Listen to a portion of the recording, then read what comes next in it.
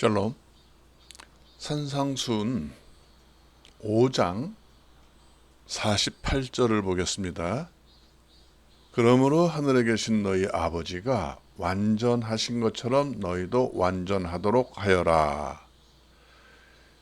그 산상수훈으로 시작하면서 5장의 마지막 절에는 쭉 설명을 쭉 하죠. 근데 계속 너희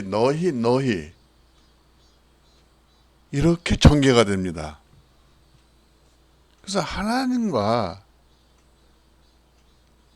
상관이 있는 그 관계를 너희라는 이 단어를 많이 사용합니다. 그 끝에 5장에서 완전하신 것처럼 너희도 완전하도록 하여라. 이게 굉장히 중요한 얘기인데요. 이런 부분 때문에 저희가 이제 말씀을 자꾸 확인하는 겁니다.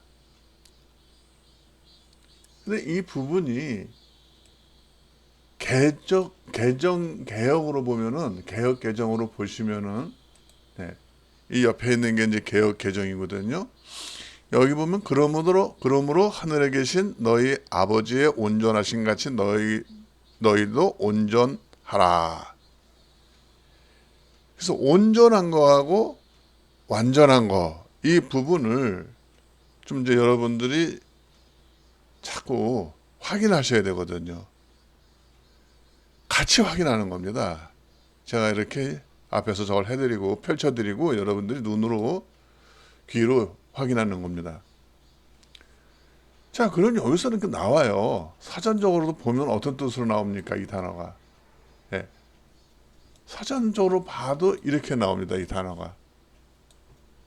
온전하다. 그래서 온전하다를 여러분들이 한국어로 보면은 한국어 사전으로 돼 있죠. 온전하다, 온전. 변화되지 않고 본 바탕대로 고스란하다. 이게 온전이라는 뜻입니다. 영어로도 마찬가지입니다. 자, 영어로도 어떻게 돼요? 그죠? 온전하들 여러분들께 보시면은, 자, intact, intact, 그래서 손상되지 않은, 변하지 않은, 완전한, 영향을 받지 않은, 이런 부분으로 나오죠. sanity, sanity, 네.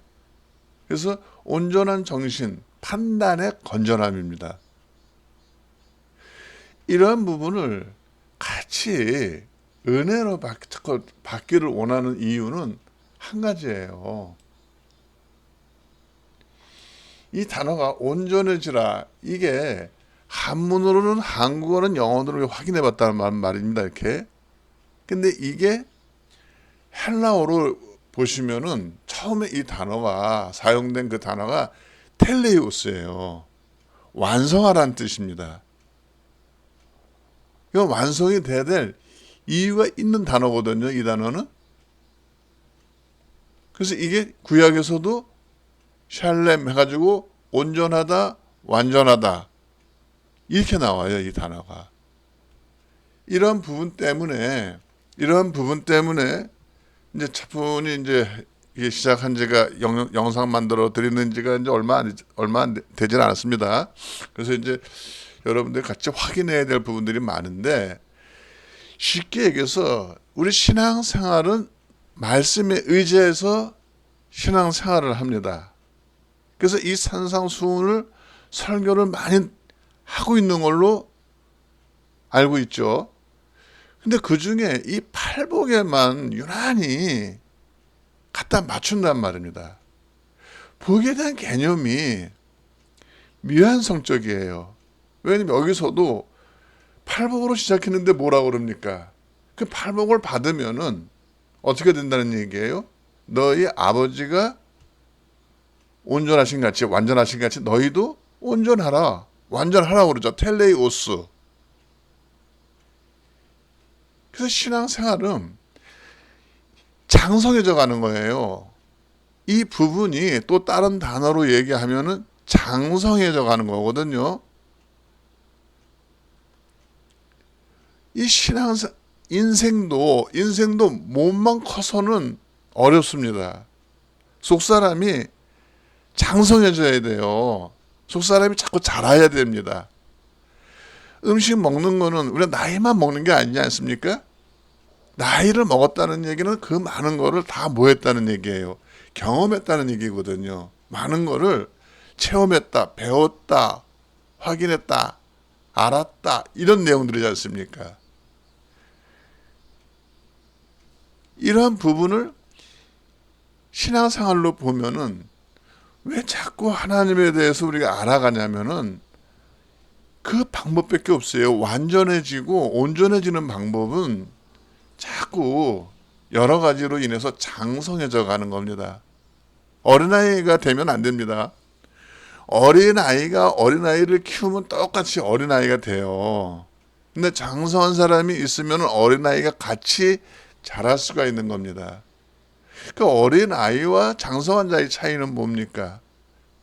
장성한 자한테는 노하우가 많다는 겁니다. 경험한 건 많다는 얘기예요. 좋은 것들. 왜냐면 여러 가지를 경험했겠죠. 여러 가지 경험 속에서 바꿔야 될 부분, 버려야 될 부분, 새로 배워야 될 부분, 이런 부분을 가지고 있는 게 노인이고, 이런 가르침을 할 수 있는 게 장성한 자라는 겁니다. 그러니까 예수님이 오신 목적도 하나님의 뜻이거든요. 너희도 좀 온전해져라. 너희도 좀 완전해져라. 텔로스되라는 겁니다. 그래서 말씀을 하신 겁니다. 이러한 부분을 1차적으로 확인이 필요합니다. 왜냐하면 확인이 돼야 하나님의 뜻은 이런데 모르고 있구나. 그러니까 어떠한 삶을 살아가는데 신앙 속에서 배운 대로 우리가 이게 참 중요한 얘기거든요. 무언가를 섬기고 무언가를 더 사랑한다는 거, 이 앙자가 참 중요한 단어지 않습니까? 앙모한다. 근데 그 내용대로, 배운 내용대로밖에 더 어떻게 확장할 수 있는 방법이 없죠.